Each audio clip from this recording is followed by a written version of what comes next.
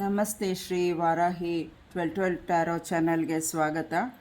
ಯಾರೆಲ್ಲ ಸಬ್ಸ್ಕ್ರೈಬ್ ಮಾಡ್ಕೊಂಡು ನೋಡ್ತಾ ಇದ್ದೀರೋ ಎಲ್ಲರಿಗೂ ಥ್ಯಾಂಕ್ ಯು, ಮತ್ತು ಸಬ್ಸ್ಕ್ರೈಬ್ ಮಾಡ್ದಿರೋ ನೋಡ್ತಾ ಇರೋವ್ರಿಗೂ ಥ್ಯಾಂಕ್ ಯು. ಎಲ್ಲರಿಗೂ ಒಳ್ಳೇದು ಮಾಡಲಿ ಅಂತ ಕೇಳ್ತಾ, ಇವತ್ತಿನ ತಾಯಿಯ ಶ್ರೀ ಜಗನ್ಮಾತೆ ಆದಿಪರಾಶಕ್ತಿ ಕಾಳಿಕಾ ದುರ್ಗಾ ಪರಮೇಶ್ವರಿ ತಾಯಿಯ ಆಶೀರ್ವಾದ ಏನಿದೆ, ಮತ್ತು ಇಲ್ಲಿ ಶನಿ ಮಹಾತ್ಮ ಸ್ವಾಮಿಯ ಎನರ್ಜಿ ಕೂಡ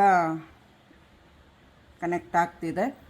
ಅವರ ಒಂದು ಆಶೀರ್ವಾದ ಮತ್ತು ಸಂದೇಶ, ಮಾರ್ಗದರ್ಶನ ತಾಯಿ ಕಾಳಿಕಾ ದುರ್ಗಾ ಪರಮೇಶ್ವರಿ ಅಮ್ಮದು ಕೂಡ, ತಾಯಿ ಜಗನ್ಮಾತೆದು ಕೂಡ ಮಾರ್ಗದರ್ಶನ ಏನಿದೆ, ಸಂದೇಶ ಏನಿದೆ ನೋಡೋಣ ಇಬ್ಬರದು. ಇಲ್ಲಿ ಈಗಾಗಲೇ ನಾನು ಕಾರ್ಡ್ ಶಫಲ್ ಮಾಡಿ ಇಟ್ಟಿದ್ದೀನಿ. ಇಲ್ಲಿ ನಾನಾಗೇ ತೆಗೆದಿದ್ದಲ್ಲ, ಶಫಲ್ ಮಾಡಬೇಕಾದ್ರೆ ಬಂದಿರೋದು. ಜಗನ್ನಾಥ ಸ್ವಾಮಿ ಇದ್ದಾರೆ. ಆದಷ್ಟು ದೇವ್ರ ಧ್ಯಾನ ಮಾಡಿ, ಜಪ ಮಾಡಿ, ಕೃಷ್ಣನ ಹೆಸರಲ್ಲಿ, ಜಗನ್ನಾಥ ಸ್ವಾಮಿ ಹೆಸರುಗಳಲ್ಲಿ ದಾನ ಧರ್ಮಗಳು ಮಾಡಿ, ನಿಮ್ಮ ಶಕ್ತಿ ಅಂತರ ಅವರವರ ಶಕ್ತಿ ಅನುಕೂಲಗಳು ಏನು ಆಗತ್ತೆ ಅದನ್ನು ದಾನ ಧರ್ಮ ಮಾಡಿ. ಕೆಲವರಿಗೆ ಊಟ ಅನುಕೂಲ ಮಾಡಿಕೊಡಿ. ನಿಮ್ಮ ಶಕ್ತಿ ಅಂದ್ರೆ ಎಷ್ಟಿದೆಯೋ ಅಷ್ಟು. ಕೆಲವ್ರಿಗೆ ಬಟ್ಟೆ, ತೀರಾ ಬಟ್ಟೆಗಳು ಹಾಕ್ಕೊಳ್ಳೋಕೆ ಅನಾನುಕೂಲ ಇರೋಂಥವ್ರಿಗೆ ಅವ್ರಿಗೆ ಬಟ್ಟೆಗಳು ಕೊಡಿಸಿ, ಒಳ್ಳೆಯದಾಗತ್ತೆ. ಮತ್ತು ದೇವಸ್ಥಾನಗಳಲ್ಲಿ ಹೆಚ್ಚು ಧ್ಯಾನ, ಜಪ, ಭಜನೆಗಳು ಮಾಡಲಿ ಅಂತ ಇಲ್ಲಿ ಸೂಚನೆ, ಇದರ ಅರ್ಥ ಇಲ್ಲಿ ಇರೋದು. ಇನ್ನು ಕೆಲವರು ಜಗನ್ನಾಥ ಸ್ವಾಮಿ ದರ್ಶನ ಮಾಡ್ಕೊಂಡು ಬಂದಿರೋರು ತುಂಬ ಜನ ಇದ್ದಾರೆ. ಈಗಾಗಲೇ ದರ್ಶನ ಮಾಡೋರು ಹೊರಟಿದ್ದಾರೆ, ಹೋಗಿ ನೋಡ್ಕೊಂಡು ಬರೋರು ಇದ್ದಾರೆ. ತುಂಬ ಒಳ್ಳೆಯದಾಗಲಿ ಎಲ್ರಿಗೂ. ಇಲ್ಲಿ ಚಂದ್ರದೇವ ಸ್ವಾಮಿ ಇದ್ದಾರೆ. ಅವರ ಒಂದು ಆಶೀರ್ವಾದ ಏನು ಅಂದರೆ ಬೆಳಕು, ಚಂದ್ರ,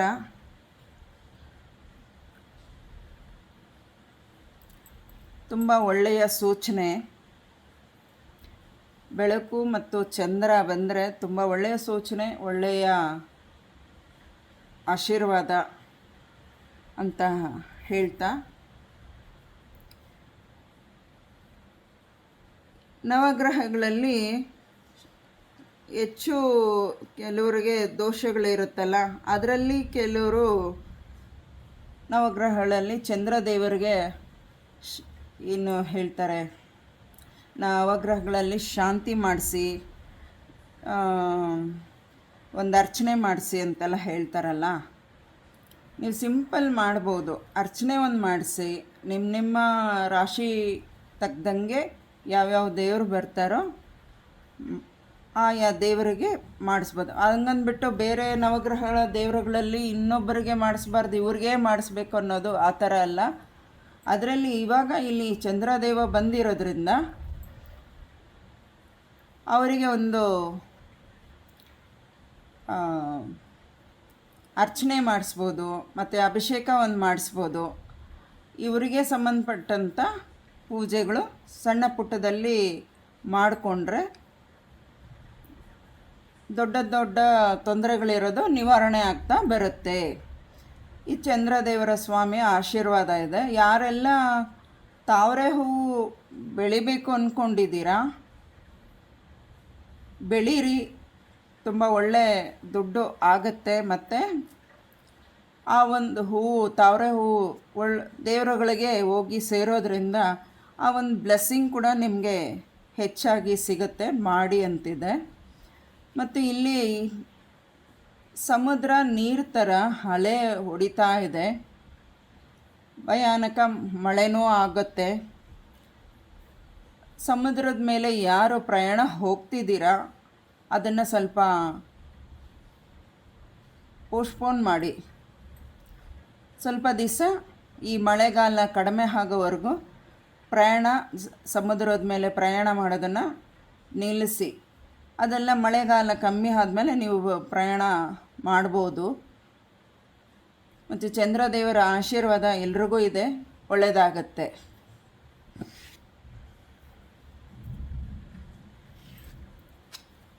ಇಲ್ಲಿ ಎರಡನೇದು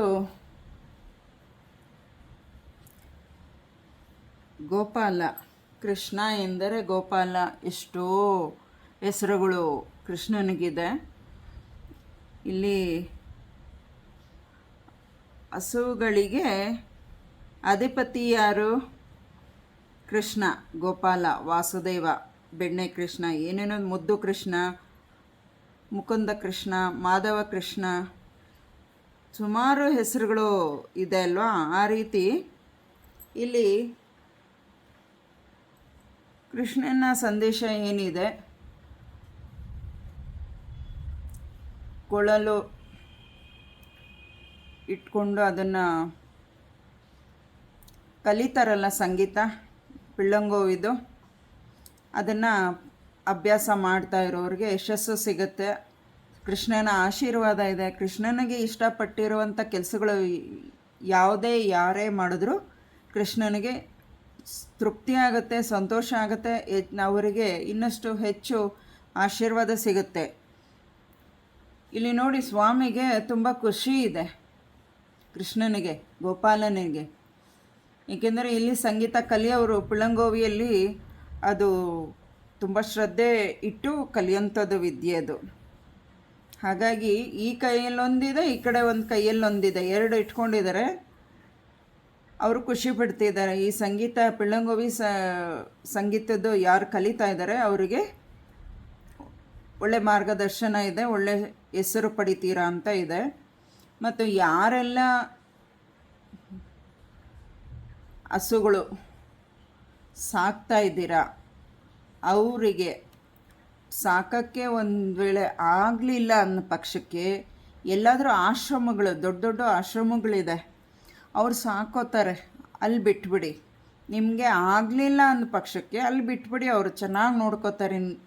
ನಿಮ್ಗೆ ನಿಮ್ಮ ಒಂದು ಅನುಕೂಲ ಆಯಿತು ಅಂದರೆ ಖಂಡಿತವಾಗ್ಲೂ ನೀವು ಆ ಹಸುಗೆ ಚೆನ್ನಾಗಿ ಆರೈಕೆ ಕೊಟ್ಕೊಂಡು ಅದರಿಂದ ನೀವು ಹಾಲು ವ್ಯಾಪಾರನೂ ಮಾಡ್ಕೋಬೋದು. ಅದರಿಂದ ಬೆಣ್ಣೆ, ತುಪ್ಪ ಏನು ಮಾಡ್ತಾರೆ ಅದರಿಂದನೂ ಉಪಯೋಗಗಳು ನಿಮ್ಮ ಒಂದು ಏನು ಹೇಳೋದು,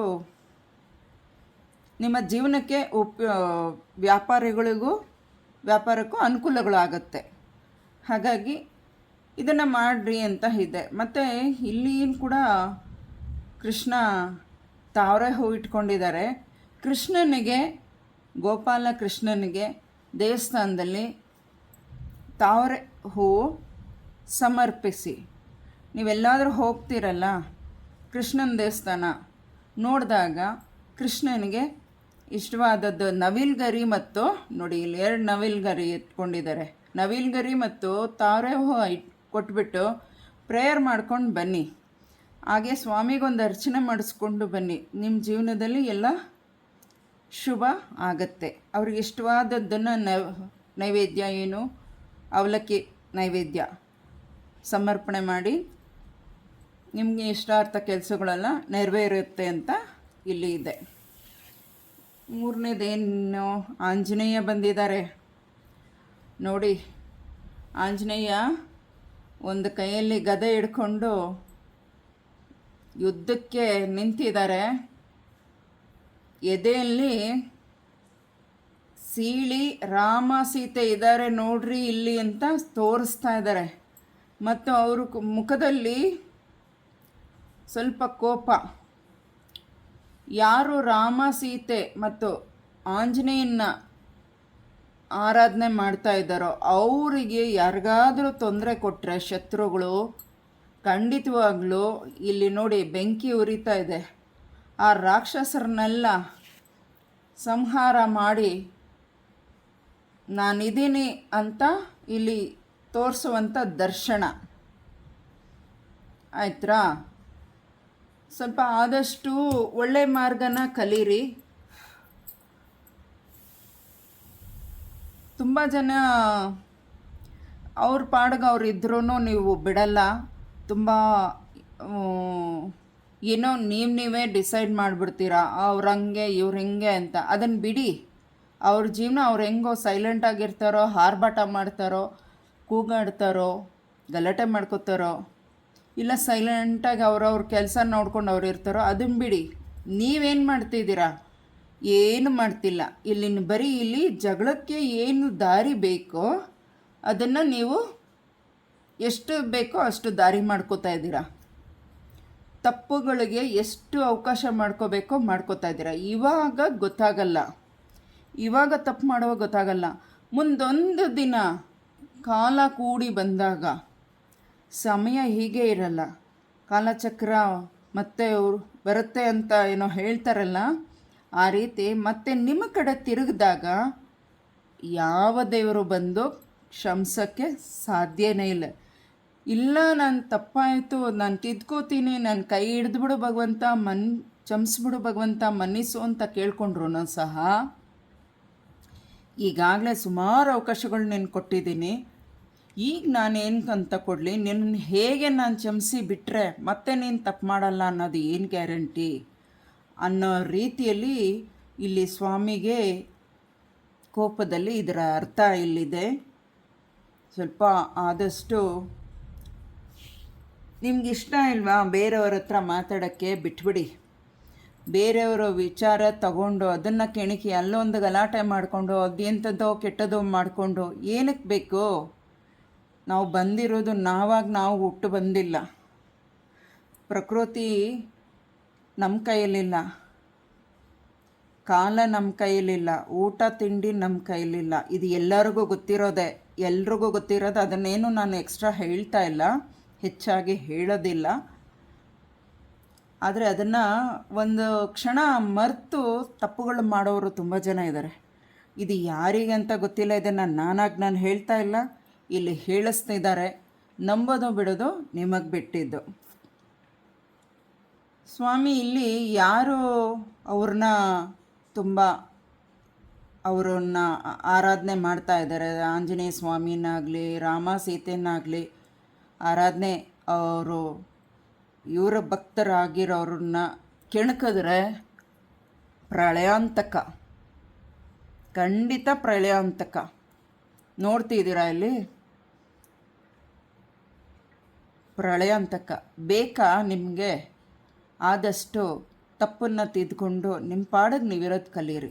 ಅದಕ್ಕೆ ಮೇಲೆ ನಿಮಗೆ ಬಿಟ್ಟಿದ್ದು ದೇವ್ರಿಗೆ, ಆಂಜನೇಯನಿಗೆ, ಸ್ವಾಮಿ ಶ್ರೀರಾಮನಿಗೆ ಬಿಟ್ಟಿದ್ದು, ಸೀತಾಮಾತೆಗೆ ಬಿಟ್ಟಿದ್ದು. ಆದಷ್ಟು ಹನುಮಂತನಿಗೆ ಶನಿವಾರಗಳಲ್ಲಿ ಮಂಗಳವಾರಗಳಲ್ಲಿ ಪೂಜೆ ಮಾಡಿ ಅವರಿಗೆ ವೀಳ್ಯದೆಲೆ ಹಾರ ಮಾಡ್ತಾರಲ್ಲ, 21, 51, 108, 11 ಈ ರೀತಿ ಅವರಿಗೆ ವೀಳ್ಯದೆಲೆ ನೀವೇ ನಿಮ್ಮ ಕೈಯಾರ ಅದನ್ನು ತೊಳೆದು ಕಟ್ಟಿ ಪೋಣಿಸ್ಬಿಟ್ಟು ಅದಕ್ಕೆ ಆ ವೀಳ್ಯದೆಲೆಯಲ್ಲಿ ಶ್ರೀರಾಮ್ ಅಂತ ಬರೆದ್ಬಿಟ್ಟು ದೇವರಿಗೆ ಹಾರಕ್ಕೆ ಹಾಕಿ ಅಂತ ದೇವಸ್ಥಾನದಲ್ಲಿ ಕೊಡಿ. ನಿಮಗೆ ತುಂಬ ಒಳ್ಳೆಯದಾಗತ್ತೆ. ಆಮೇಲೆ ಶನಿ ಮಹಾತ್ಮನಿಗೆ ನೀವು ಎಳ್ಳುಬತ್ತಿ ಹಚ್ಚೋದ್ರಿಂದ ಸ್ವಾಮಿ ಆಶೀರ್ವಾದನೂ ಸಿಗುತ್ತೆ, ಶನಿ ಮಹಾತ್ಮ ಸ್ವಾಮಿ ಆಶೀರ್ವಾದನೂ ಸಿಗುತ್ತೆ, ಮತ್ತು ಆಂಜನೇಯನ ಆಶೀರ್ವಾದನೂ ಸಿಗುತ್ತೆ. ಅದರ ಜೊತೆಗೆ ಶ್ರೀರಾಮ ಸೀತೆ ಆಶೀರ್ವಾದ ಕೂಡ ಸಿಗುತ್ತೆ. ಯಾರೆಲ್ಲ ವ್ರತಗಳನ್ನ ಮಾಡಬೇಕು ಅಂದ್ಕೊಂಡಿದ್ದೀರಾ ಆಂಜನೇಯಂದು ಮಾಡಿ, ಇಷ್ಟು ವಾರಗಳಂತ ಲೆಕ್ಕ ಇಟ್ಕೊಂಡು ದೇವಸ್ಥಾನದಲ್ಲಿ ಅರ್ಚಕರ ಹತ್ರ ಕೇಳಿಕೊಂಡು ಎಷ್ಟು ವಾರ ಮಾಡಬೇಕಾಗುತ್ತೆ ಆಂಜನೇಯಂದು, ಆ ದೀಪ ಆರಾಧನೆ ಮಾಡಬೇಕಾದ್ರೆ ಎಷ್ಟು ವಾರ ಮಾಡಬೇಕಾಗತ್ತೆ, ಯಾವ ರೀತಿ ನಿಯಮಗಳನ್ನು ಪಾಲಿಸಬೇಕು ಅಂತ ಕೇಳಿಕೊಂಡು ಅರ್ಚಕರ ಹತ್ರ ಸಂಕಲ್ಪ ಮಾಡಿಕೊಂಡು ಮಾಡಿ. ತುಂಬ ಒಳ್ಳೆಯದಾಗತ್ತೆ. ಜೈ ಶ್ರೀರಾಮ್. 4ನೇದು ಏನಿದೆ ನೋಡೋಣ.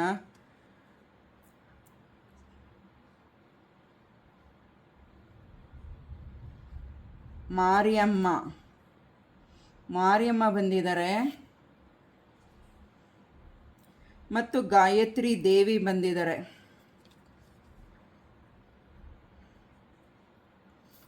ಗಾಯತ್ರಿ ದೇವಿ, ಮಾರಿಯಮ್ಮ ನೋಡಿ. ಇಲ್ಲಿ ಗಾಯತ್ರಿ ದೇವಿ ಭಕ್ತಿಯ ತಾಯಿ, ಭಕ್ತಿಗೆ ಒಲಿತಾಳೆ ತಾಯಿ ಗಾಯತ್ರಿ ದೇವಿ ಮಾತೆ.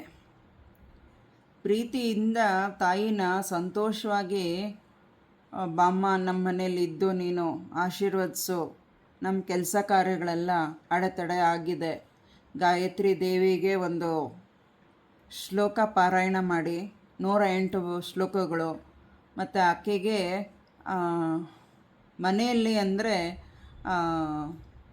ತುಪ್ಪದ ದೀಪ, ಶಕ್ತಿ ಇರೋರು ಬೆಳ್ಳಿ ದೀಪದಲ್ಲಿ ಹಚ್ಚಿ, ಶಕ್ತಿ ಇರೋರು ಮಣ್ಣಿನ ದೀಪದಲ್ಲೂ ಹಚ್ಬೋದು. ಅವ್ರವ್ರ ಶಕ್ತಿ ಹೇಗೋ ಹಾಗೆ ಹಚ್ಚಿ, ಹಿತ್ತಾಳೆ ದೀಪದಲ್ಲೂ ಹಚ್ಚಿ,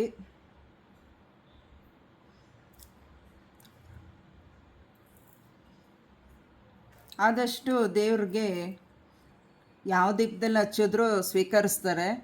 ಶಕ್ತಿ ಇರೋರು ಯಾವ್ಯಾವ ದೀಪದಲ್ಲಿ ಹಚ್ಚೋಕ್ಕೆ ಸಾಧ್ಯನೋ ಹಚ್ಚಿ, ಮತ್ತು ಅವರು ಗಾಯತ್ರಿ ದೇವಿ ಕಥೆಯ ಚರಿತ್ರೆ ಓದಿ ಅವ್ರದ್ದೊಂದು ಆಶೀರ್ವಾದ ಪಡ್ಕೊಳ್ಳಿ, ಜ್ಞಾನ ಸಿಗುತ್ತೆ. ನಿಮ್ಮ ಮನಸ್ಸಲ್ಲಿರೋ ಕಲ್ಮಶ ಹೋಗಿ ನಿಮಗೆ ಜ್ಞಾನ ಸಿಗುತ್ತೆ, ಅಮ್ಮನ ಆಶೀರ್ವಾದ ಸಿಗುತ್ತೆ. ಅವ್ರನ್ನ ಯಾರು ಪೂಜೆ ಮಾಡ್ತೀರ ತಾಯಿ ಜಗನ್ಮಾತೆಗ ಗಾಯತ್ರಿ ದೇವಿನ, ಅಷ್ಟ ಸಿದ್ಧಿ ಕೂಡ ಸಿಗುತ್ತೆ. ಮತ್ತು ಯಾರು ವ್ಯವಸಾಯ ಬೆಳೀತಿದ್ದೀರಾ ಅವ್ರಿಗೆಲ್ಲ ನೀರಿನ ಅನುಕೂಲ ಆಗುತ್ತೆ, ಹೂ ಗಿಡಗಳೆಲ್ಲ ಬೆಳಿತೀರಾ ಅಂತ ಇಲ್ಲಿ ಹೇಳ್ತಾ ಇದ್ದಾರೆ. ವಿದ್ಯೆ ಬುದ್ಧಿಗೆ ಕಾರಣ ಕೂಡ ತಾಯಿ ಸರಸ್ವತಿ ಕೂಡ ಹೌದು, ಗಾಯತ್ರಿ ಕೂಡ ಅವರು ಕೂಡ ವಿದ್ಯೆ ಬುದ್ಧಿಗೆ ಕಾರಣ ಆಗಿರ್ತಾರೆ. ಅವ್ರನ್ನ ಕೂಡ ವಿದ್ಯೆ ಬುದ್ಧಿಗೂ ನಿಮ್ಮ ಕೆಲಸಗಳು ಆಗೋದಕ್ಕೂ ಗಾಯತ್ರಿ ದೇವಿನ ಪೂಜೆ ಮಾಡಿ ಪ್ರಾರ್ಥನೆ ಮಾಡಿ, ಅಥವಾ ನಿಮಗೆ ಸಾಧ್ಯ ಆದರೆ ಎಲ್ಲಿ ಗಾಯತ್ರಿ ದೇವಸ್ಥಾನ ಇದೆ ಅಲ್ಲಿ ಹೋಗ್ಬಿಟ್ಟು ಒಂದು ಅಭಿಷೇಕ ಕೊಟ್ಟು ನಿಮ್ಮ ಹೆಸರಲ್ಲಿ ಒಂದು ಅರ್ಚನೆ ಮಾಡಿಸ್ಕೊಂಡು ತಾಯಿಗೆ ಮಡ್ಲು ತುಂಬಿ ಬನ್ನಿ, ಒಳ್ಳೆಯದಾಗಲಿ. ಕರ್ಮಾರಿಯಮ್ಮ ಬಂದ್ಬಿಟ್ಟು ಹೆಣ್ಮಕ್ಕಳಿಗೆ ಹೆಚ್ಚು ಪ್ರಿಯವಾದ ತಾಯಿ ಜಗನ್ಮಾತೆ ಕರ್ಮಾರಿಯಮ್ಮ.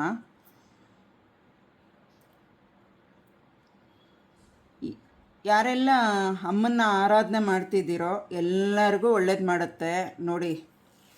ದಂಡಂ ದಶಗುಣಂ, ಎಲ್ಲ ಅಮ್ಮನ ಕೈಯಲ್ಲೂ ಹಸ್ತದಲ್ಲಿ ಪ್ರತಿಯೊಂದು ಇದು ಕೂಡ ಇದೆ. ಗಂಟೆ ಇದೆ, ಇಲ್ಲಿ ಹಗ್ಗ ಇದೆ, ಕತ್ತಿ ಇದೆ, ಶೂಲ ಇದೆ, ಡಮರುಗ ಇದೆ. ಮತ್ತು ಯಾರೆಲ್ಲ ಈ ವಾಮಾಚಾರಗಳು ಮಾಡ್ತೀರಲ್ಲ ತಾಯಿ ನೋಡಿ, ಅವ್ರನ್ನೆಲ್ಲ ಚಂಡಾಡ್ತೀನಿ ನಾನು. ನನ್ನ ಮಕ್ಕಳಿಗೆ ನಾನು ರಕ್ಷಣೆಯಾಗಿದ್ದೀನಿ, ನನ್ನನ್ನು ಮೋಡಿ ಮಾಡಿ ನನ್ನನ್ನು ಬಂಧಿಸ್ಬಿಟ್ಟು ನನ್ನ ಮಕ್ಕಳಿಗೆ ನನಗೆ ನನ್ನ ಮುಂದೆನೇ ಶಿಕ್ಷೆ ಕೊಡ್ತಿದ್ದೀರಾ. ಅವ್ರಿಗೆ ನಿಮಗೆ ಕಾಲ ಮುಗಿತಾ ಬಂತು. ನೀವೇ ಸೈಲೆಂಟಾಗಿದ್ದು ನಿಮ್ಮ ಬುದ್ಧಿ ನೀವು ಕಲ್ತ್ರೆ ಒಳ್ಳೆಯದು. ಇಲ್ಲ ಅಂದರೆ ನಾನು ಎಲ್ಲ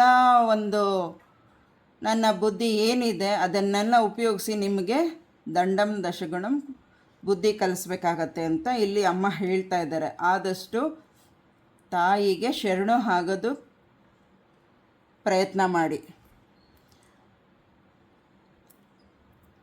ಯಾರೆಲ್ಲ ಅಮ್ಮನ ಕರ್ಮಾರಿಯಮ್ಮನ ದೇವಸ್ಥಾನಕ್ಕೆ ಹೋಗಬೇಕು ಅಂದ್ಕೊಂಡಿದ್ದೀರಾ ಹೋಗ್ಬಿಟ್ಟು ಬನ್ನಿ. ಎಲ್ಲರಿಗೂ ಒಳ್ಳೆಯದಾಗಲಿ, ಜಗನ್ಮಾತೆ ಆಶೀರ್ವಾದ ಎಲ್ಲರಿಗೂ ಸಿಗಲಿ. 5ನೇದು ಇಲ್ಲಿ ಕಾಮದೇವ ಬಂದಿದ್ದಾರೆ. ಕಾಮದೇವ ಅಂದರೆ ಆಮೇಲೆ ತಪ್ಪಾಗಿ ತಿಳ್ಕೊಬೇಡಿ, ಇಲ್ಲಿ ಇರುವಂಥದ್ದನ್ನು ಹೇಳ್ತಾ ಇದ್ದೀನಿ. ಇಲ್ಲಿ ಕಾಮದೇವರು ಇದ್ದಾರೆ, ಗುಡ್ ಫಾರ್ ಲವ್. ಆಯ್ತಾ? ಯಾರೆಲ್ಲ ಇಲ್ಲಿ ಗಿಣಿ ಇದೆ ನೋಡಿ, ಇಲ್ಲಿ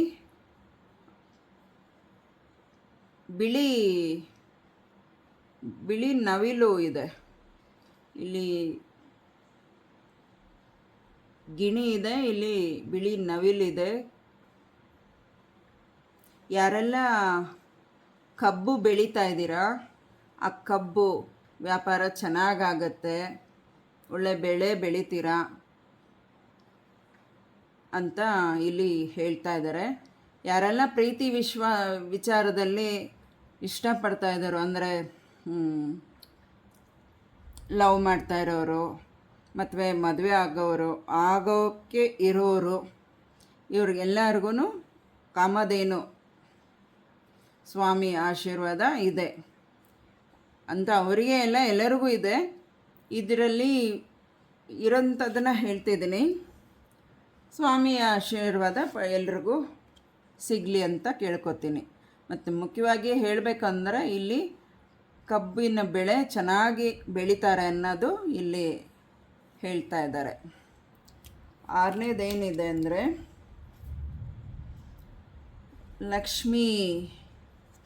ಲಕ್ಷ್ಮೀ ದೇವಿ ಇದ್ದಾರೆ, ಗರುಡ ಇದ್ದಾರೆ, ವಾರಾಹಿ ಅಮ್ಮನವರಿದ್ದಾರೆ, ಆಯಿತಾ. ಕಾಳಭೈರವೇಶ್ವರ ಸ್ವಾಮಿ,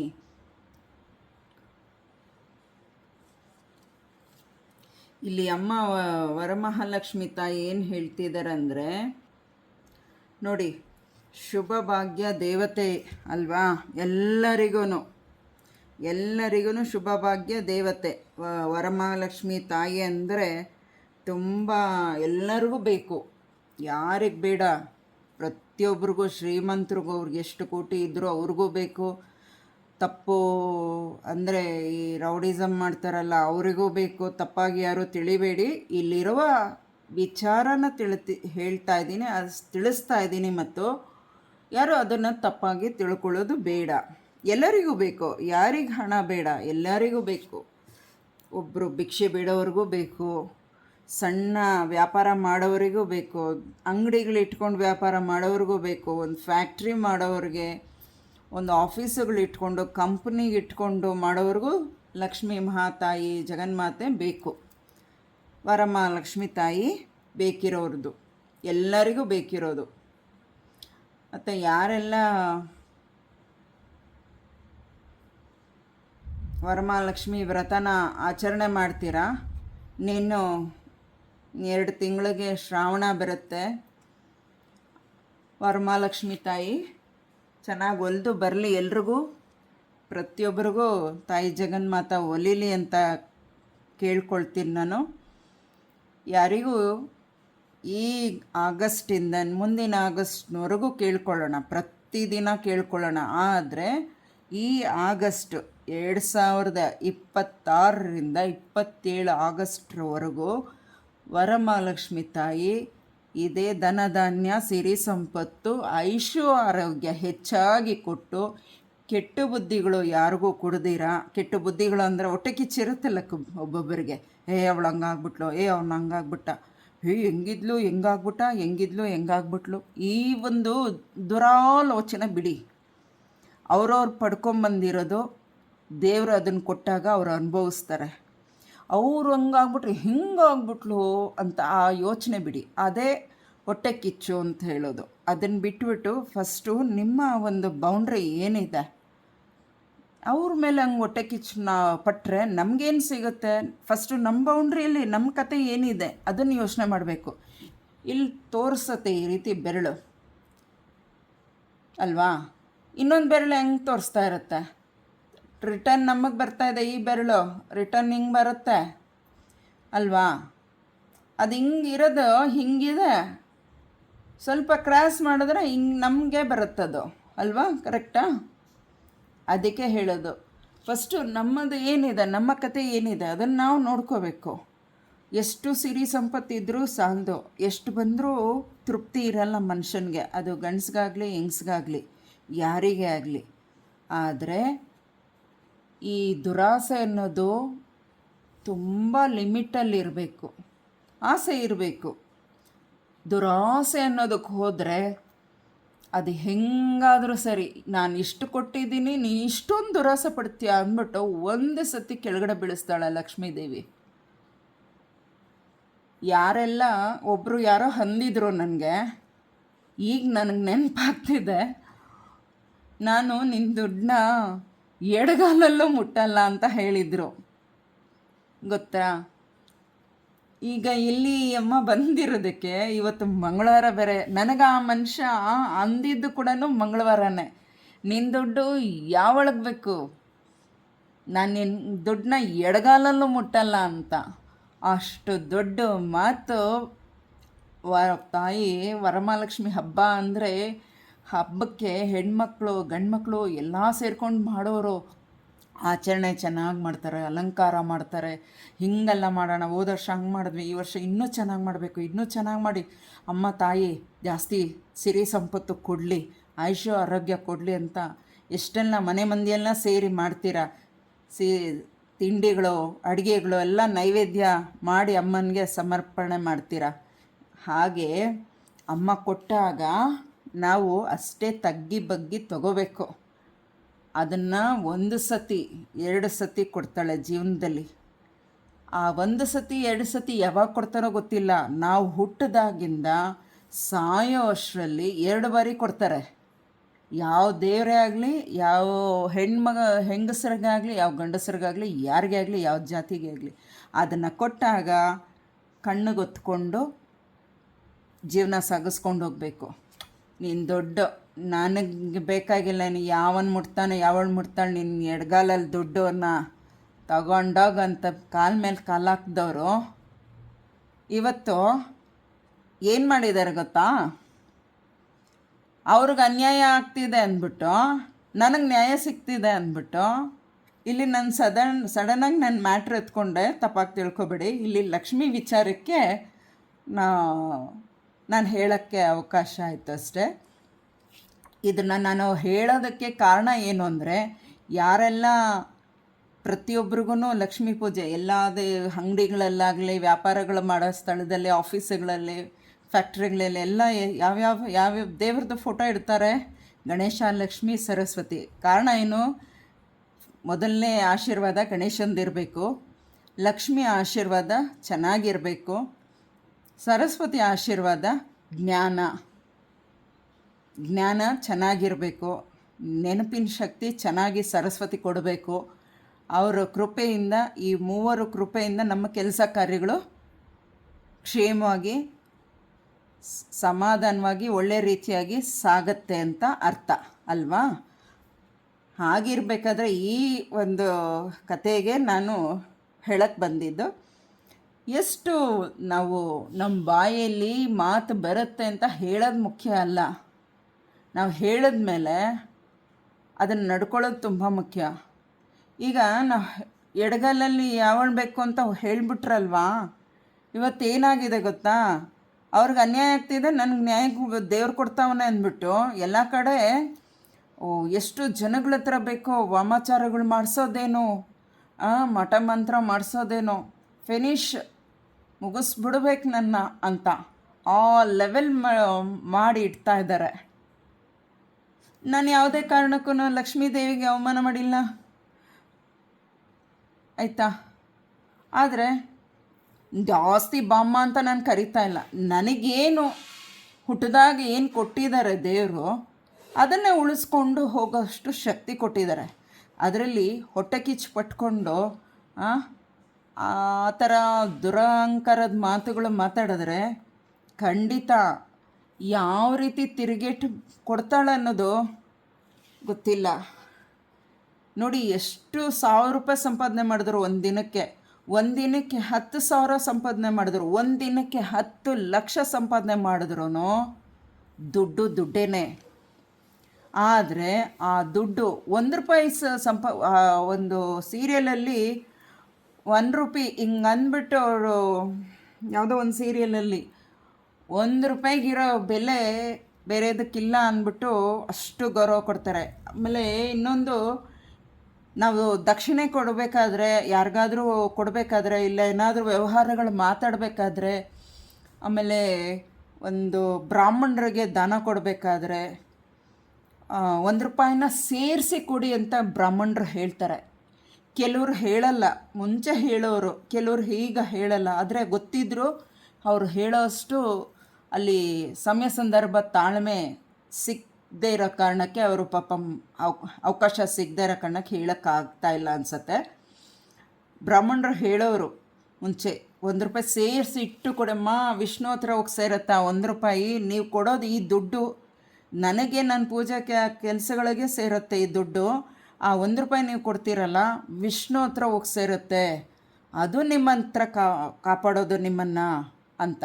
ಹಾಗೆಯೇ 1 ರೂಪಾಯಿ ಅಲ್ಲ, ಲಕ್ಷ ಅಲ್ಲ, ಕೋಟಿ ಅಲ್ಲ, 1000 ಅಲ್ಲ, 100 ರೂಪಾಯಿ ಅಲ್ಲ, 20 ರೂಪಾಯಿ, 10 ರೂಪಾಯಿ ಅಲ್ಲ, 1 ರೂಪಾಯಿ ಅಲ್ಲ, ದುಡ್ಡು ದುಡ್ಡೇ, ಲಕ್ಷ್ಮಿ ಲಕ್ಷ್ಮಿನೇ.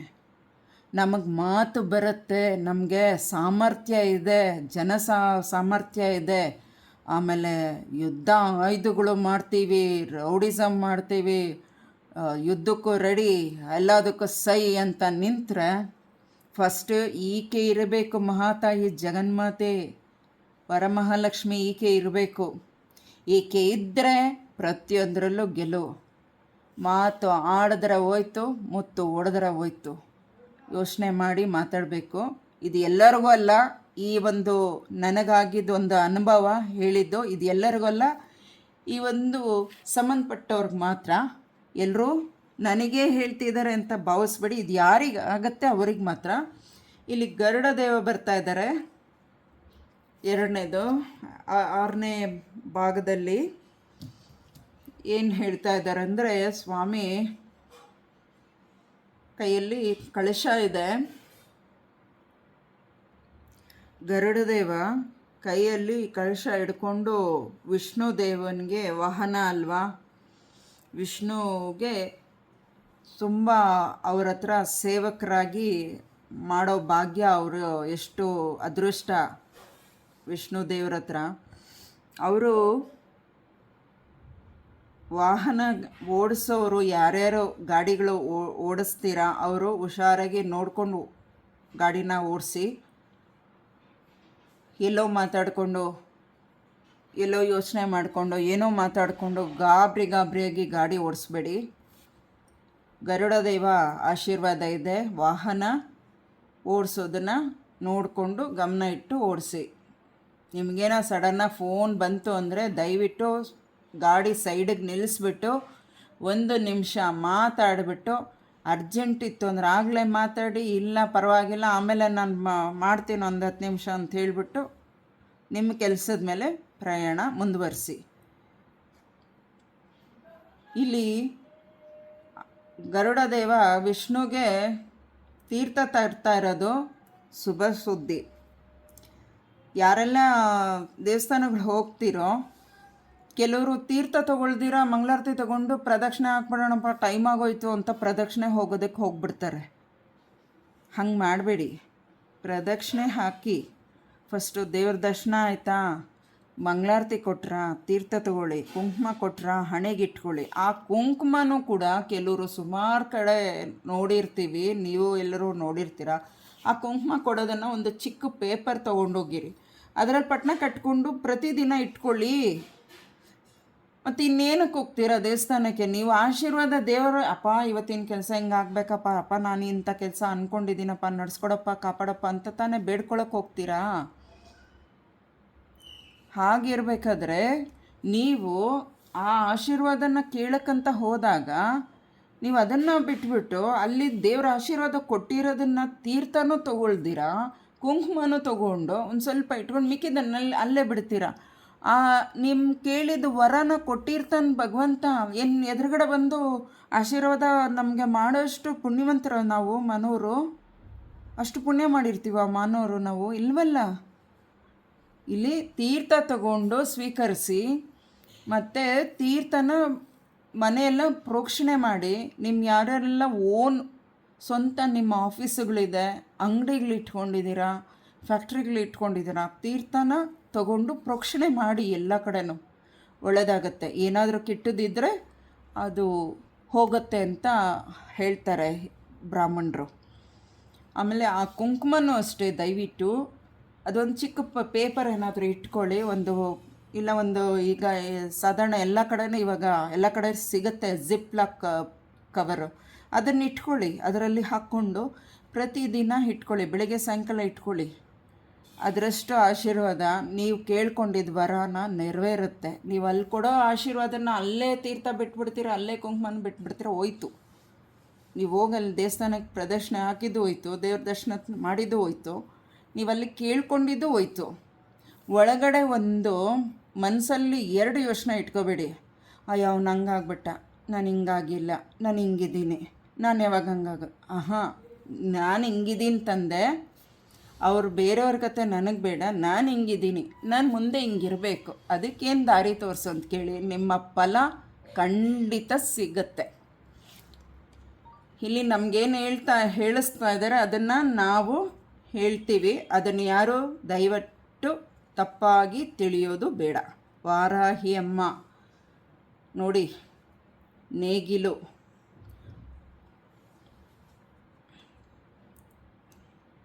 ತುಂಬ ಜನಕ್ಕೆ ಸಪ್ತಮಾತೃಕೆಯಲ್ಲಿ ವಾರಾಹಿ ದೇವಿ ಇದ್ದಾರೆ.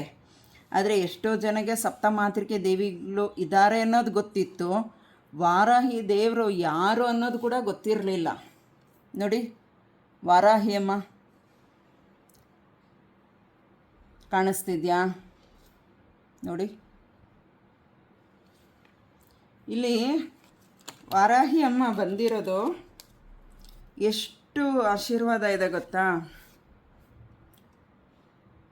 ಶಂಕು ಚಕ್ರ ಇಟ್ಕೊಂಡಿದ್ದಾರೆ ಅಮ್ಮ, ನೇಗಿಲು ಇಟ್ಕೊಂಡಿದ್ದಾರೆ ಭೂಮಿಗೆ ಸಂಬಂಧಪಟ್ಟಂಗೆ, ಮತ್ತು ಇಲ್ಲಿ ಇನ್ನೊಂದು ಆಯುಧ ಏನೋ ಇಟ್ಕೊಂಡಿದ್ದಾರೆ. ಇಲ್ಲಿ ದಂಡಂ, ಇದು ಕರಂಗಾಲಿಯಲ್ಲಿ ಮಾಲೆನೂ ಮಾಡ್ತಾರೆ, ಉಂಗುರ ಬಂದಿದೆ, ಪೆಂಡೆಂಟ್ಸ್ ಬಂದಿದೆ ಕರಂಗಾಲಿಯಲ್ಲಿ. ಆ ಕರಂಗಾಲಿಯಲ್ಲಿ ಒಂದು ಕೋಲ್ ಥರ ಇರುತ್ತಲ್ಲ, ಅದು ಕರಂಗಾಲಿಯಲ್ಲಿ ಒಂದಿಷ್ಟುದ ಇರುತ್ತಮ್ಮ, ಅದು ತುಂಬ ಒರ್ಜಿನಲ್ ಸಿಗುತ್ತೆ, ಅದು ತಗೊಂಡು ಪೂಜೆ ಮಾಡಿದ್ರೆ ತುಂಬ ಒಳ್ಳೆಯದು ಅಂತ ಹೇಳ್ತಾರೆ. ತಾಯಿ ಬಲಗೈ ಅಭಯಹಸ್ತ, ಕೆಳಗಡೆ ಭೂಮಿ ಕಡೆ ಹಿಂಗೆ ಕೈ ತೋರಿಸ್ತಾ ಇದ್ದಾರೆ. ಒಂದು ಹಿಂಗೆ ತೋರಿಸ್ತಾ ಇದ್ದಾರೆ, ಒಂದು ಬಲಗೈನ, ಒಂದು ಎಡಗೈನ ಹಿಂಗೆ ಕೆಳಗಡೆ ತೋರಿಸ್ತಾ ಇದ್ದಾರೆ ಕೆಳಗಡೆಗೆ. ಕಾರಣ, ನಾನು ಭೂಮಿ ಸಂಬಂಧಪಟ್ಟ ದೇವಿ, ನಾನು ಪ್ರತಿಯೊಂದು ಕೆಲಸವೂ ನನಗೆ ಸಂಬಂಧಪಟ್ಟಿರುತ್ತೆ. ಕಾಲಚಕ್ರವು ನನ್ನ ಅಧಿಕಾರದಲ್ಲಿದೆ. ಯಾರೆಲ್ಲ ಎಷ್ಟು ಆರಾಧಿಸ್ತಿರೋ ಅವರಿಗೆಲ್ಲ ಅಮ್ಮನ ಆಶೀರ್ವಾದ ಸಿಗತ್ತೆ. ಅಮ್ಮನ ಆಶೀರ್ವಾದ ಹೆಚ್ಚು ಸಿಗ್ತಾ ಇರೋದು ಇತ್ತೀಚೆಗೆ, ಬಹಳ ಪುಣ್ಯ ಎಲ್ಲರದು.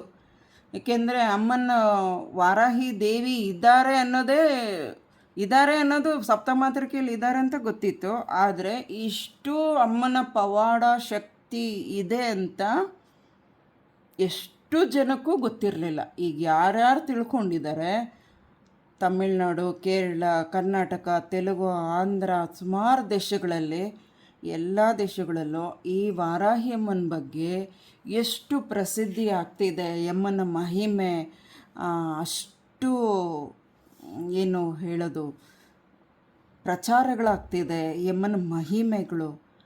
ಯಾರು ಈ ಅಮ್ಮನಿಗೆ ಶರಣು, ಅಮ್ಮ ನನಗೆ ಹಿಂಗೆ ಕಷ್ಟಗಳು ಕೊಡ್ತಾ ಇದ್ದಾರೆ, ತೊಂದರೆಗಳು ಕೊಡ್ತಾ ಇದ್ದಾರೆ ಮಾತೆ ಅಂತ ಹೇಳಿ ಶರಣು ಹೋಗ್ತಾರೋ ಎಂದಿಗೂ ಕೈ ಬಿಡಲ್ಲ. ನಾನು ಮೊನ್ನೆ ಕೇಳಿಕೊಂಡೆ, ಖಂಡಿತವಾಗ್ಲೂ ನನಗೆ ಉತ್ತರ ಸಿಕ್ಕಿದೆ. ಆಮೇಲೆ ಏನಾಯ್ತು ಗೊತ್ತಾ, ನಾನು ಈ ವಿಚಾರಕ್ಕೆ ಬರ್ತೀನಿ ಅನ್ಕೋಬೇಡಿ. ಅಮ್ಮಂದು ಕೈ ತೆಗೆದುಬಿಟ್ಟು ಈ ಬಲಗೈನ ನನಗೆ ಆಶೀರ್ವಾದ ಮಾಡಬಾರ್ದು ಅಂದ್ಬಿಟ್ಟು ಈ ಒಂದಿಷ್ಟು ಕೈ ಇದೆಯಲ್ಲ, ಇದಿಷ್ಟು ಕೈನ ಅಮ್ಮನ ಕೈನ ಕಲ್ಲು ಎತ್ಕೊಂಡು ಜಜ್ಜಿ ಹಾಕ್ದಂಗೆ ರಕ್ತ ಎಲ್ಲ ಸೋರ್ತಾ ಇರೋದು ನನಗೆ ಕನಸಲ್ಲಿ ಬಂತು. ನಾನೇನೋ ಬೇಡ್ಕೊಂಡೆ, ಆದರೆ ನಡೀತು. ನಡೆದಿದ್ದಕ್ಕೆ ನನಗೆ ಬ್ಲೆಸ್ಸಿಂಗ್ ಸಿಕ್ಬಿಡ್ತಲ್ಲ, ನಾನು ಕೇಳ್ಕೊಂಡಿದ್ದು ಬಂದ್ಬಿಡ್ತಲ್ಲ ಆಶೀರ್ವಾದ ಅಂದ್ಬಿಟ್ಟು ಆ ಕೋಪಕ್ಕೆ ಆ ರೀತಿ ಯಾರೋ ಮಾಡಿಸಿದ್ದಾರೆ. ಪಾಪ ಅವ್ರಿಗೆ ತುಂಬ ಒಳ್ಳೆಯದಾಗಲಿ, ಇನ್ನು ಮಿಕ್ಕಿದ್ದ ಅಮ್ಮ ನೋಡಿಕೊಳ್ಳಿ. ಈ ವಾರಾಹಿ ದೇವಿ ಭೂದೇವಿ ಮತ್ತು ವಿಷ್ಣು ಪತ್ನಿ ಲಕ್ಷ್ಮೀ ದೇವಿ ಕೂಡ ಅವತಾರ ತಾಳಿರೋದು. ಇವರಲ್ಲಿ ಇಷ್ಟು ಅವತಾರಗಳು ಇದೆ. ಯಾರೆಲ್ಲ ಅಮ್ಮನ್ನ ಪ್ರೀತಿ ವಿಶ್ವಾಸದಿಂದ ತಾಳ್ಮೆಯಿಂದ ಯಾರು ಪೂಜೆ ಮಾಡ್ತೀರೋ ಅವ್ರಿಗೆ ಅಮ್ಮ ಖಂಡಿತ ಒಲಿತಾಳೆ. ನನ್ನ ಮನೆಗೆ ಮಂಗಳವಾರನೇ ಬಂದಿದ್ದು. ನಾನು ಕಥೆನ ಕೇಳ್ತಿದ್ದೆ, ಕೆಲವು ವಿಡಿಯೋಸ್ ನೋಡ್ತಿದ್ದೆ. ನನಗೆ ಅವರು ಮಂಗಳವಾರನೇ ಫೋಟೋ ಮುಖಾಂತರ ಮನೆಗೆ ಫಸ್ಟ್ ಬಂದಿದ್ದು ಸಂಜೆ ಹೊತ್ತು ಮಂಗಳವಾರ ನಮ್ಮ ಮನೆಗೆ ಫೋಟೋ ಮುಖಾಂತರ ಬಂದರು. ಮತ್ತೊಮ್ಮೆ ಇನ್ನೊಂದು ದಿನ ಎಲ್ಲೋ ಹೋಗ್ಬಿಟ್ಟು ಬರಬೇಕಾದ್ರೆ ಸಡನ್ನಾಗಿ ಹೋಗ್ತಾರ ಆಟೋನ ನಿಲ್ಲಿಸ್ಬಿಟ್ಟು ಅಂಗಡಿಗೆ ನಾನು ಹೋಗಬೇಕು, ನಾನು ಅಲ್ಲಿ ಹಿತ್ತಾಳೆ ಅಂಗಡಿಗೆ ಹೋಗಬೇಕು ಅಂತಲೂ ಅಂದ್ಕೊಂಡೂ ಇರಲಿಲ್ಲ. ಅವತ್ತನ್ನೋದ್ರಲ್ಲಿ ಹಣಕಾಸು ಕಡಿಮೆನೂ ಕೂಡ ಇತ್ತು ನನ್ನ ಹತ್ರ. ಸಡನ್ನಾಗಿ ನಿಲ್ಸಂಗೆ ಮನಸ್ಸಾಯಿತು, ನಿಲ್ಲಿಸಿದ್ದು ಎಡಗಡೆ ಭಾಗಕ್ಕೆ ಅಂಗಡಿ ಇದ್ದಿದ್ದು. ನಾನು ಹೋಗಿ ನಿಲ್ಲಿಸ್ಬಿಟ್ಟು ಅಂಗಡೀಲಿ ನೋಡಬೇಕಾದ್ರೆ ಅಲ್ಲಿ ಕಾಣಿಸಿದ್ದು, ಏನಕ್ಕೆ ಇಲ್ಲಿ ಬಂದೆ, ನಾನು ಕಾಸು ಬೇರೆ ಇಲ್ಲ, ಏನಕ್ಕೆ ಇಳಿದು ಬಂದೆ, ಆಟೋ ಎಷ್ಟೊತ್ತಿರ್ತಾನೋ ಏನೋ, ಏನು ಮಾಡೋದು ಅಂದ್ಬಿಟ್ಟು ಯೋಚನೆ ಮಾಡಬೇಕಾದ್ರೆ ನಾನು ವಾಪಸ್ ಬಂದುಬಿಟ್ಟೆ. ಅಮ್ಮ ಏನು ತೊಗೋಬೇಕೋ ಅಂತ ಇಳ್ದಿದ್ದೀರಾ, ನೀವು ತೊಗೊಂಬನ್ನಿ, ನಾನು ವೆಯ್ಟ್ ಮಾಡ್ತೀನಿ ಅಂತ ಆತನೇ ಅಂದ್ಬಿಟ್ಟ ಆಟೋದವನು. ನನಗೆ ಭಾಳ ಖುಷಿಯಾಯಿತು. ಆಮೇಲೆ ಇರೋ ಕಾಸಲ್ಲಿ ಏನು ತೊಗೊಳ್ಳಿ, ನನಗಿನ್ನೂ ಸುಮಾರು 15 ದಿನ ತಿಂಗಳು ಕೊನೆಯವರೆಗೂ ನಾನು ಮೇಂಟೈನ್ ಮಾಡಬೇಕಲ್ವಾ ಅಂತ ಅಂದ್ಕೊಳ್ಬೇಕಾದ್ರೆ ಏನು ತೊಗೊಳ್ಳಿ, ಏನು ತೊಗೋಬೇಕಂತ ನಾನು ಅಂದ್ಕೊಂಡೂ ಇರಲಿಲ್ಲ. ಇಳಿದಿದ್ದೆ ನನಗೊಂದು ಆಶ್ಚರ್ಯ. ಇಲ್ಲಿ ಒಳಗಡೆ ಬಂದ್ಬಿಟ್ಟಿದ್ದೀನಿ, ಏನಕ್ಕೆ ಬಂದೆ, ಇಲ್ಲಿ ಹೇಗೆ ಬಂದೆ ಅನ್ನೋದು ಯೋಚನೆ ಒಂದು ಕಡೆ ಆದರೆ, ಅಲ್ಲಿ ಕಾಣಿಸಿದ್ದು ವಾರಾಹಿ ಅಮ್ಮನ ವಿಗ್ರಹ. ಆ ಅಮ್ಮನ ಕೆಳಗಡೆ ಒಂದು ಪೀಠ, ಇದಿಷ್ಟು ಅಲ್ಲಿ ಅವನು ರೆಡಿ ಮಾಡಿ ಅಂಗಡಿಯವರು ಇಟ್ಟಿದ್ರು. ಎಷ್ಟು ಚೆನ್ನಾಗಿ ಕಾಣಿಸ್ತಿತ್ತು ಅಂದರೆ ಅದು ನೋಡೋಷ್ಟರಲ್ಲೇ ನನಗೆ ಮನಸ್ಸು ಕರಗೋಯ್ತು. ಓ, ನಿನ್ನನ್ನು ತಗೊಳ್ಳೊಂದು ಮನೆಗೆ ನಡಿ ಅಂತ ಹೇಳೋದಕ್ಕೆ ನಾನು ಈ ರೀತಿ ಆಟೋಯಿಂದ ಇಳಿಸಿ ಅಂಗಡಿಗೆ ಕರ್ಕೊಂಬಂದಮ್ಮ ಅಂದ್ಬಿಟ್ಟಿದ್ದು. ಇರೋ ಕಾಸಲ್ಲಿ ತಗೋಬೇಕಲ್ಲಮ್ಮ, ಏನು ಮಾಡಲಿ ಮುಂದಕ್ಕೆ. ಆಯಿತು, ನೀನೇ ದಾರಿ ತೋರಿಸಿರೋದು, ಈಗ ನಾನು ತೊಗೊಂಡು ನಿನ್ನ ಮನೆಗೆ ಕರ್ಕೊಂಡು ಹೋಗ್ತೀನಿ, ಇನ್ನು ಉಳ್ದಿದ್ದು ನೀನು ನೋಡ್ಕೊ ಅಂದ್ಬಿಟ್ಟು ನಾನು ತಗೊಂಡು ಮನೆಗೆ ಬಂದೆ. ಬರೋಷ್ಟರಲ್ಲಿ 8 ಆಗಿತ್ತೇನೋ, 7:30 ಆಗಿತ್ತೇನೋ. ಮತ್ತು ಅಲ್ಲಿ ಕೈಕಾಲು ಮುಖ ತೊಳ್ಕೊಂಡು ಆ ವಿಗ್ರಹ ಮತ್ತು ವಿಗ್ರಹದ ಪೀಠನ ತೊಳೆದು ಶುದ್ಧ ಮಾಡಿ ಅರಿಶಿನ ಕುಂಕುಮ ಇಟ್ಟು ಹೂ ಇಟ್ಟು ಒಂದು ಧೂಪ ಹಚ್ಬಿಟ್ಟು ಪ್ರೇಯರ್ ಮಾಡಿಕೊಂಡೆ. ಮಾರನೇ ದಿನ ನನಗೊಂದು ಶುಭ ಸುದ್ದಿ ಬಂತು. 2 ವಾರದಲ್ಲಿ, ಮೊದಲನೇ ವಾರ ಫೋಟೋ ಬಂತು, 2ನೇ ವಾರ ವಿಗ್ರಹ ಬಂತು. 2ನೇ ವಾರ ವಿಗ್ರಹ ಬಂದಿದ್ದು ಮಾರನೇ ದಿನವೇ ನನಗೊಂದು ಶುಭ ಸುದ್ದಿ ಬಂತು, ಸಮಾಧಾನ ಕೂಡ ಆಯಿತು. ಹಾಗೆ ಒಂದು ನಿರಾಕಲ್ಲಿದೆ, ವಾರಾಹಿ ಅಮ್ಮನ ಪೂಜೆ ಮಾಡೋರು ಬಹಳ ಶ್ರದ್ಧಾಭಕ್ತಿ ಇರಬೇಕು. ಭಯಭಕ್ತಿಯಿಂದ ಆ ಅಮ್ಮನ ಆರಾಧನೆ ಮಾಡಿದ್ರೆ ಖಂಡಿತ ನೆರಳು ಹೇಗೆ ಮರದ ಕೆಳಗಡೆ ನೆರಳು ಕೊಡುತ್ತೋ ಆ ರೀತಿ ಅಮ್ಮ ನೆರಳಾಗಿ ಬಂದು ನಿಲ್ತಾಳಮ್ಮ. ಆ ಭೂಮಿ ತಾಯಿ ರೈತರಿಗಂತೂ ಬಹಳ ಅದೃಷ್ಟ. ವ್ಯವಸಾಯ ಚೆನ್ನಾಗಿ ಬೆಳೆದವ್ರಿಗೆ ಒಳ್ಳೆ ಬೆಲೆ ಸಿಗತ್ತೆ. ಒಳ್ಳೆಯದಾಗಲಿ ಎಲ್ರಿಗೂ. ಆದಷ್ಟು ಅಮ್ಮನ ಆಶೀರ್ವಾದ ಪಡೀರಿ.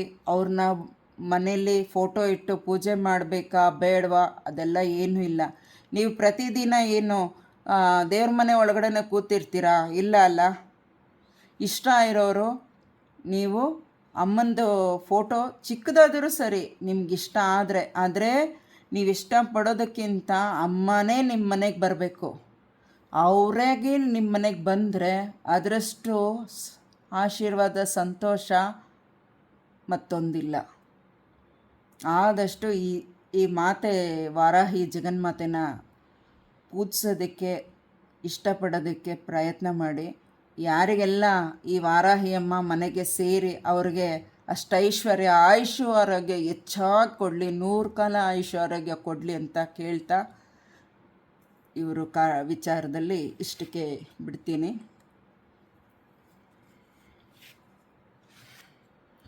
ಇಲ್ಲಿ ಯಾರಿದ್ದಾರೆ ಅಂದರೆ, ಇಲ್ಲಿ ಕಾಶಿ ವಿಶಾಲಾಕ್ಷಿ, ಇಲ್ಲಿ ನೋಡಿ ಸೈಡಲ್ಲಿ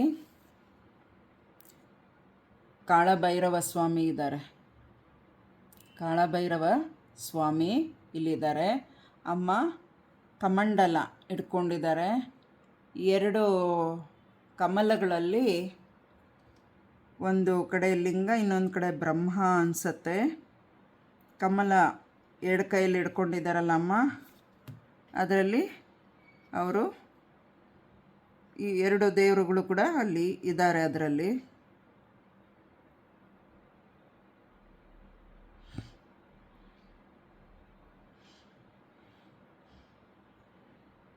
ಮತ್ತು ಈ ಬಲಗೈಯಲ್ಲಿ ಜಪಮಾಲೆ ಇಟ್ಕೊಂಡಿದ್ದಾರೆ.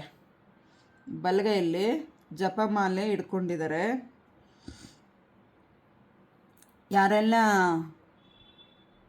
ಅಮ್ಮನಿಗೆ ಜಪ ಮಾಡಿ ಧ್ಯಾನ ಮಾಡ್ತಿರೋ ಅವ್ರಿಗೆಲ್ಲ ಶುಭವಾಗಲಿ.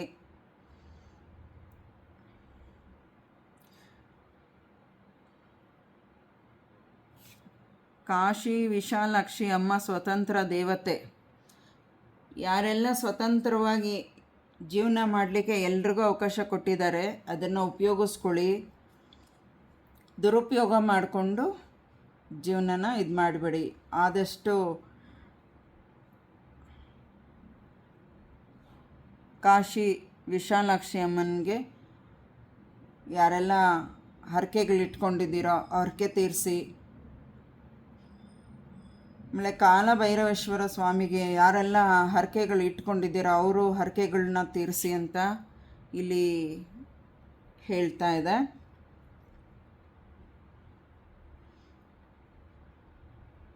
ಆದಷ್ಟು ಈ ಮೂಕ ಪ್ರಾಣಿಗಳು, ಶ್ವಾನ, ನಾಯಿಗಳು ಅಂತೀವಲ್ಲ, ಅವುಗಳನ್ನ ತಪ್ಪಾಗಿ ನೋಡಬೇಡಿ. ಬಿದಿಲೋಗೋ ನಾಯ್ತಾನೆ ಅಂತ. ದಯವಿಟ್ಟು ನಿಮ್ಮ ಮನೆಯಿಂದ ಆದಷ್ಟು ಚಪಾತಿ ಮಾಡ್ತೀರಾ, ಏನು ಮಾಡ್ತೀರಾ ಅದಕ್ಕೆ ಹಾಕಿ ಊಟ ಇಡಿ. ನಿಮಗೆ ಈಶ್ವರನ ಆಶೀರ್ವಾದ, ಕಾಳಭೈರವನ ಆಶೀರ್ವಾದ ಕೂಡ ಸಿಗುತ್ತೆ. ಆದಷ್ಟು ಎಲ್ರಿಗೂ ಒಳ್ಳೆಯದಾಗಲಿ. ಎಲ್ಲರಿಗೂ ಧನ್ಯವಾದಗಳು. ಇಲ್ಲಿ ಈ ಕೆಳಗಡೆ ಕಾರ್ಡಲ್ಲಿ ಏನಿದೆ, ಕೃಷ್ಣನ ಆಶೀರ್ವಾದ ಇದೆ. ಪಿಳ್ಳಂಗೋವಿ ಓದ್ತಾ ಇದ್ದಾರೆ. ಕೃಷ್ಣ ಎಷ್ಟು ಆನಂದವಾಗಿ ಪಿಳ್ಳಂಗಿ ಓದ್ತಾ ಇದ್ದಾರೆ, ಊದ್ಕೊಂಡು ಕೂತಿದ್ದಾರೆ ಆರಾಮಾಗಿ. ಪ್ರಪಂಚದಲ್ಲಿ ಎಲ್ಲವೂ ವಿಶಾಲವಾಗಿದೆ, ಎಲ್ಲರೂ ಧರ್ಮ ಮಾರ್ಗದಲ್ಲಿ ನಡೀತಾ ಇದ್ದಾರೆ ಅನ್ನೋ ಒಂದು ಆನಂದದಲ್ಲಿ ಸ್ವಾಮಿ ಪಿಳ್ಳಂಗವಿ ಊದ್ತಾ ಕೂತಿದ್ದಾರೆ. ಎಲ್ಲರಿಗೂ ಒಳ್ಳೆಯದಾಗಲಿ. ಹರೇ ಕೃಷ್ಣ.